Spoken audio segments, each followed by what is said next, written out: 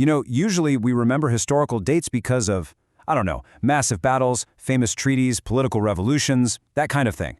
But May 12th? It's entirely different. It is literally one of the absolute golden dates in the history of mathematics. And here's why. On this one specific date, across completely different centuries and countries, brilliant minds made discoveries that entirely changed the world we live in today. We're going to treat this like a bit of a detective story, uncovering the hidden mathematical connections that make our entire modern world possible. We're essentially stepping into a mathematical time machine, but the destination is always exactly the same, May 12th. We'll be jumping from the year 1003, way forward to 1820, then over to 1856, and finally landing in 1857. 4 completely distinct moments in human history, separated by centuries and geography, yet they all mysteriously share that exact same calendar date. So let's meet the brilliant minds behind these dates, one by one.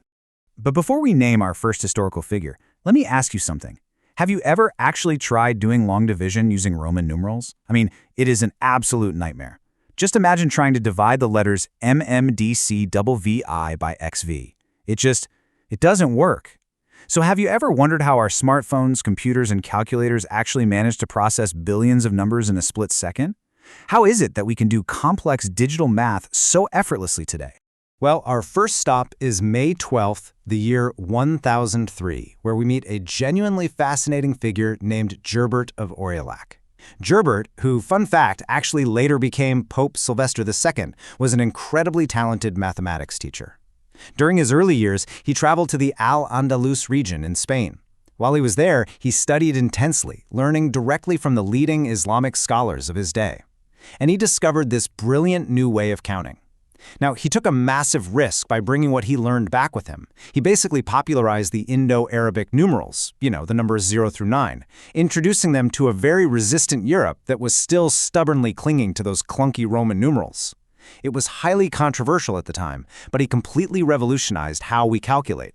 Today, we use his exact system every single time we type a number into a keypad. So, the absolutely crucial takeaway here is this. Every password, every high score, every text message, it's all secretly built on the numbers he championed. Without those 10 simple digits, the digital age as we know it literally would not exist. Pretty wild, right? Okay, still on May 12th, but now we're going to jump forward over 800 years on our timeline to the year 1820.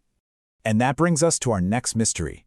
Have you ever noticed how your favorite sports apps, your weather forecasts, or even your social media analytics use these colorful pie charts and graphs to make sense of massive amounts of confusing data? How did we learn to literally see numbers as pictures? To find that out, we look right to May 12, 1820, and a person named Florence Nightingale. Born on this exact day, she's best known to most of us as a famous pioneering nurse. But she actually harbored this brilliant hidden identity. She was a pioneering statistician. During the Crimean War, Nightingale realized that just throwing raw statistics at politicians or generals wasn't enough to sway them. She needed them to truly feel the data. So, she used innovative data visualization, like the famous coxcomb pie charts she invented, to reveal the hidden stories buried in medical records. She famously used these charts to vividly prove that poor sanitation and preventable diseases were actually killing way more soldiers than direct battle wounds. She took raw, dry, confusing numbers and turned them into incredibly persuasive, life-saving visual charts that absolutely anyone could instantly understand. She proved to all of us that a picture is worth 1,000 numbers, and it can literally change the world.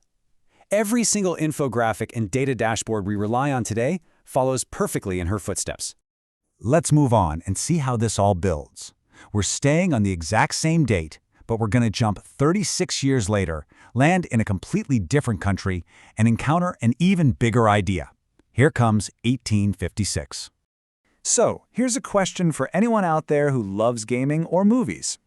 How do the characters in your favorite 3D video game or the slick animations in a blockbuster film move and rotate so incredibly smoothly on a flat 2D screen? In the digital world, every single pixel on a 3D character is mapped out using coordinates in space. So, what's the actual mathematical engine driving the magic of moving those coordinates around so beautifully? To figure that out, we look to May 12, 1856, which was the day the world lost a brilliant mathematician named Jacques Binet. Binet worked extensively and honestly a bit obsessively on the foundations of matrix theory. Among his many lasting achievements, he discovered the familiar rule for matrix multiplication. Now, look, matrices might sound kind of intimidating, but they're basically just highly organized grids of numbers. But Binet's exact mathematical rule for how these grids multiply, that is the precise engine our modern computer graphics rely on. By multiplying these numeric grids together, software developers can mathematically stretch, skew, and spin virtual objects in a digital space instantly.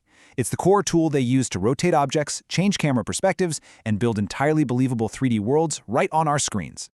Just think about that the next time you boot up a game. Matrix multiplication is the secret mathematical code behind literally every 3D movie and video game you've ever played. It's 19th century math powering 21st century entertainment. How cool is that? One date, so many incredible stories. But we're not done yet, let's keep going. We jump forward exactly 1 year, to the very same date, May 12, 1857. Now, here's a true technological wonder from our everyday lives. Why is it that your GPS or Google Maps always finds the absolute fastest route? How does it instantly know to route you around some random parade or a sudden traffic jam just to save you exactly 3 minutes on your drive home? Navigating through hundreds of twisted roads and intersections should take a human hours to calculate. So, how does it know the best possible path? Believe it or not, this navigational wizardry traces its roots back to May 12, 1857, and a mathematician named Oskar Bolza. Born on this day in Germany, Bolza eventually moved to the US and became an absolute giant in a highly complex field called the calculus of variations. Now, without getting completely bogged down in the heavy math here, the calculus of variations is essentially the science of optimization. It's the pure mathematics of finding the absolute maximum or minimum of something. In other words, the best, most efficient path between two distinct points. While Bolza was calculating these incredibly optimal paths on dusty chalkboards back in the 19th and early 20th century, he was unknowingly writing the operational rules for global positioning satellites that wouldn't even exist for another century.